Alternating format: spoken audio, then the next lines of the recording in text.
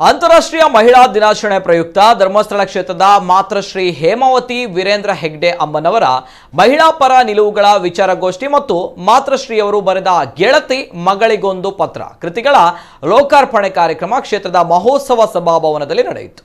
ತರಂಗ ವಾರ ಪತ್ರಿಕೆಯ ವ್ಯವಸ್ಥಾಪಕ ಸಂಪಾದಕಿ ಡಾಕ್ಟರ್ ಸಂಧ್ಯಾ ಎಸ್ ಪೈ ಕೃತಿ ಬಿಡುಗಡೆಗೊಳಿಸಿದರು. ಬಳಿಕ ಕೃತಿಗಳ ಕುರಿತು ಮೆಚ್ಚುಗೆ ವ್ಯಕ್ತಪಡಿಸಿ ಮಾತನಾಡಿದ ಅವರು, ಒಬ್ಬ ಮಹಿಳೆಯಾಗಿ ಮಾತೃಶ್ರೀ ಹೇಮಾವತಿ ಅಮ್ಮ ನಡೆದು ಬಂದಂತಹ ಹಾದಿ, ಸಾಧಿಸಿದಂತಹ ಸಾಧನೆ ಎಲ್ಲರಿಗೂ ಕೂಡ ಮಾದರಿ, ಅವರ ದಾರಿಯಲ್ಲೇ ಮುನ್ನಡೆಯಿರಿ ಎಂದು ಕರೆ ನೀಡಿದರು.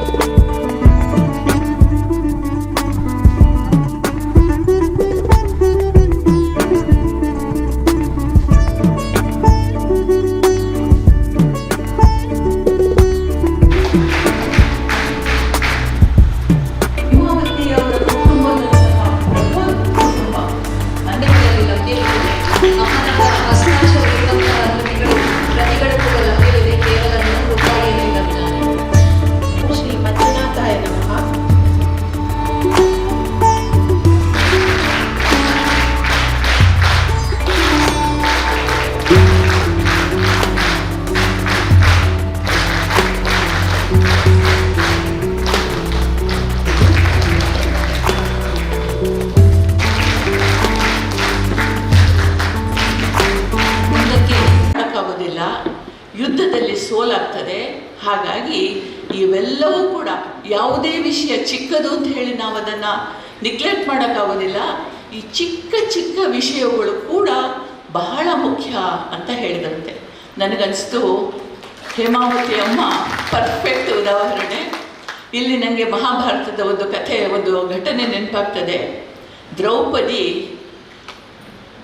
ಹೇಗೆ ಆ ಮಹಾರಾಣಿಯಾದ ಪಟ್ಟಾಭಿಷೇಕ ಆದ ನಂತರ ಹೇಗೆ ಸಂಸಾರವನ್ನು ನಿರ್ವಹಿಸ್ತಾ ಇದ್ಲು ಅಂತ ಹೇಳಿ. ಎಲ್ಲರೂ ಊಟ ಮಾಡಿದ ನಂತರ ಅವಳು ಊಟ ಮಾಡ್ತಾ ಇದ್ಲಂತೆ. ಯಾಕೆ ಅಂತಂದರೆ ಮಾರನೇ ದಿನಕ್ಕೆ ಎಷ್ಟು ಆಹಾರ ತಯಾರಿಸಬೇಕು, ಎಷ್ಟು ವ್ಯರ್ಥ ಆಗ್ತದೆ, ವ್ಯರ್ಥ ಆಗದಂತೆ ಏನು ಮಾಡಬೇಕು ಅನ್ನೋ ಒಂದು ವಿಚಾರ. ಆದರೆ ಉಗ್ರಾಣದಲ್ಲಿ ಎಷ್ಟು ಧಾನ್ಯದ ಸಂಗ್ರಹ ಇದೆ ಇದು. ಅದರ ನಂತರ ಸೈನ್ಯದಲ್ಲಿ ಎಷ್ಟು ಕಾಲಾಳುಗಳಿವೆ, ಕುದುರೆಗಳಿವೆ, ಅವುಗಳಿಗೆ ಎಷ್ಟು ಆಹಾರ ಬೇಕು, ಇದನ್ನು ಹೊಂದಿಸುವುದು ಯಾವ್ಯಾವ ಪ್ರಾಂತದಿಂದ ಅನ್ನೋದು ಅವಳ ಕೈಯಲ್ಲಿತ್ತಂತೆ. ಅಷ್ಟೇ ಅಲ್ಲ, ಯುದ್ಧದಲ್ಲಿ ವಿಕಲಾಂಗರಾದ ಸೈನಿಕರ ಕುಟುಂಬಗಳಿಗೆ ಅಥವಾ ಸತ್ತ ಸೈನಿಕರ ಕುಟುಂಬಗಳಿಗೆ ಏನು ಮಾಡಬೇಕು, ಅವರಿಗೆ ಯಾವ ವೃತ್ತಿ ಕೊಡ್ಬೋದು, ಅವರನ್ನು ಅರಮನೆಯಲ್ಲಿ ಹೇಗೆ ಉಪಯೋಗಿಸಿಕೊಳ್ಳಬಹುದು ಅನ್ನೋದು ಅವಳ ಯೋಜನೆ ಆಗಿತ್ತಂತೆ.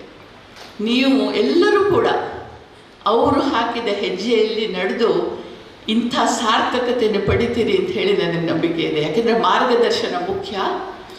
ಅದೇ ಅವರು ಒಂದು ಕಡೆ ಹೇಳ್ತಾರೆ, ಎಚ್ಚರ ಆಗಬೇಕು ಅಂತ ಮನಸ್ಸಿದೆ, ಆದರೆ ಎಚ್ಚರಿಸುವನೊಬ್ಬ ಬೇಕು ಅಂತ ಹೇಳಿ. ನಮಗೆಲ್ಲರಿಗೂ ಕೂಡ ಸಮಾಜದಲ್ಲಿ ಕೌಟುಂಬಿಕವಾಗಿ ಮುಂದುವರಿಬೇಕು ಅಂತ ಮನಸ್ಸಿದೆ, ಎಲ್ಲ ಇದೆ. ಆದರೆ ಮಾರ್ಗದರ್ಶನ ಬೇಕು. ನಾವೇನಾಗಬೇಕು, ನಮ್ಮಲ್ಲಿರುವಂತಹ ಶಕ್ತಿಗಳೇನು ಅನ್ನೋದನ್ನು ಕಂಡುಕೊಳ್ಳುವ ಒಂದು ತಾಕತ್ತಿರಬೇಕು. ಇದಕ್ಕೆ ಯೋಗ್ಯ ಮಾರ್ಗದರ್ಶನ ಬೇಕು. ಈಗ ಯೋಗ್ಯ ಮಾರ್ಗದರ್ಶನದಲ್ಲಿ ಇವೆಲ್ಲ ಮುಂದುವರಿತಾ ಇರೋದ್ರಿಂದ ನಿಮಗೆ ಉತ್ತರೋತ್ತರ ಅಭಿವೃದ್ಧಿ ಆಗ್ತದೆ, ಯಶಸ್ಸಾಗ್ತದೆ ಅಂತ ಹೇಳಿ ನಾನು ನಂಬ್ತೀನಿ. ಸಮಾರಂಭದಲ್ಲಿ ಮಾತನಾಡಿದ ಶ್ರೀ ಕ್ಷೇತ್ರ ಧರ್ಮಸ್ಥಳ ಧರ್ಮಾಧಿಕಾರಿಗಳಾದ ಡಾಕ್ಟರ್ ಡಿ ವೀರೇಂದ್ರ ಹೆಗ್ಡೆ ಅವರು, ಈಗ ಕಾಲ ಬದಲಾಗಿದೆ, ಮಹಿಳೆಯು ಕೂಡ ಪುರುಷನಂತೆಯೇ ಯಾವುದೇ ಕ್ಷೇತ್ರದಲ್ಲಿ ಸಾಧನೆ ಮಾಡಬಹುದು ಅನ್ನುವುದನ್ನು ತೋರಿಸಿಕೊಟ್ಟಿದ್ದಾಳೆ. ದೇಶದ ಅನೇಕ ಉನ್ನತ ಹುದ್ದೆಗಳನ್ನು ಮಹಿಳೆ ಅಲಂಕರಿಸಿರುವುದಕ್ಕೆ ಇದೇ ಸಾಕ್ಷಿ ಎಂದು ಹೇಳಿದರು. ಮಹಿಳಾ ದಿವಸ ಯಾಕೆ ಆಚರಿಸಬೇಕು ಅಂತಂದರೆ, ಬಹುಶಃ ಸಹಸ್ರಾರು ವರ್ಷಗಳಲ್ಲಿ ಈಗಾಗಲೇ ಶ್ರೀಮತಿ ಹೇಮಾವತಿ ಅವರು ಹೇಳಿದ ಹಾಗೆ ನಾವು ಮಹಿಳೆಯರಿಗೆ ಸಮಾನ ಅವಕಾಶವನ್ನು ಕೊಡದೆ ಅವರನ್ನು ಶೋಷಣೆಗೊಳಪಡಿಸಿದ್ದೇವೆ ಅಂತ ನಾನು ತಿಳಿದಿದ್ದೇನೆ.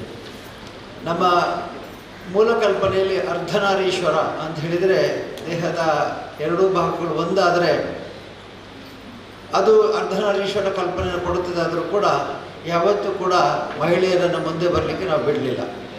ಹಾಗಾಗಿ ಸಹಸ್ರಾರು ವರ್ಷಗಳಲ್ಲಿ ಮಹಿಳೆಯರು ಹಿಂದೆ ಉಳಿದಿದ್ದರು. ನನಗೆ ಗೊತ್ತಿದ್ದ ಹಾಗೆ ನಾವು ಬಾಲ್ಯದಲ್ಲಿ ಇದ್ದಾಗ ಯಾರಾದರೂ ಒಬ್ಬರು ಹೆಣ್ಣು ಮಗಳು ವಾಹನ ಚಲಾಯಿಸಿದರೆ ಅಲ್ಲ ಕೊಂಚ ಕಾರ್ ಕೊಡ್ಬೇರು ಅಂತ ಹೇಳ್ತಿದ್ದೆ.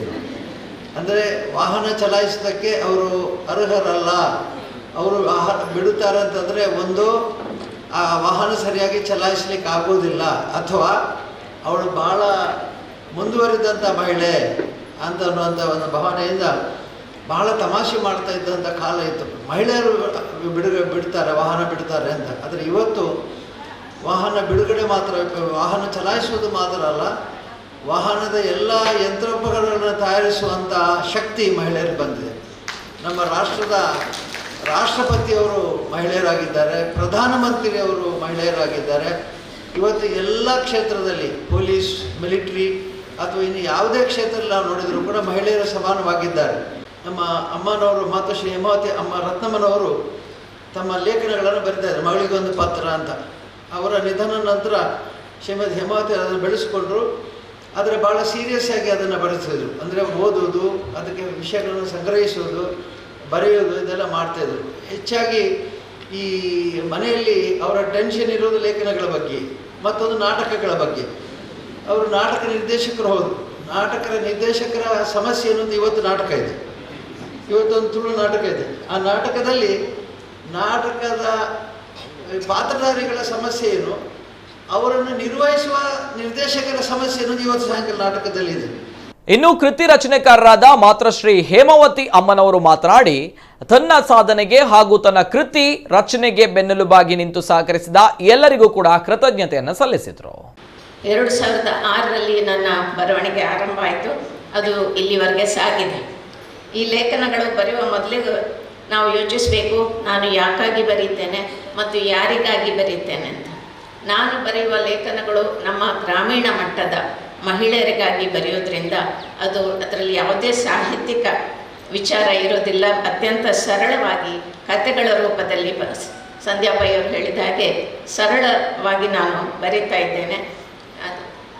ಆರಂಭದ ದಿನಗಳಿಗೆ ನಮ್ಮ ಕೇಂದ್ರಗಳಿಗೆ ನಾವು ಸೈಕ್ಲೋಸ್ಟೈಲ್ ಮಾಡಿ ಕಥೆಗಳನ್ನು ಕಳಿಸ್ತಾ ಇದ್ದೆ.